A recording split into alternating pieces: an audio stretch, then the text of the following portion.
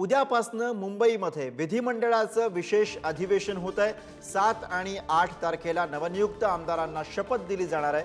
9 डिसेंबरला राज्यपालांचं अभिभाषण होईल। विधानसभा अध्यक्ष निवडीबाबत सुद्धा या दरम्यान निर्णय घेतला जाईल।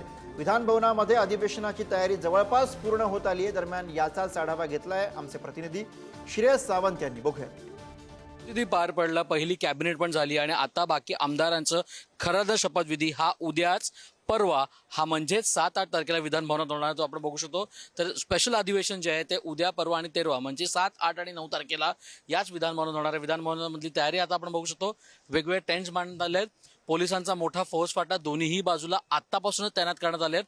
7 आणि 8 तारखेला जे जे आमदार आहेत, जे निवडून आलेले आमदार आहेत त्यांचा शपथविधी होईल आणि त्याच्यानंतर खऱ्या अर्थानं 9 तारखेला अध्यक्षपदी म्हणजे विधान भवनाचे अध्यक्ष कोण असतील, विधानसभेचे अध्यक्ष असणार तरी कोण आहेत त्यांची निवड होईल। राज्यपालांचं भाषण पण 9 तारखेला होणार आहे अशी शक्यता वर्तवली जाते।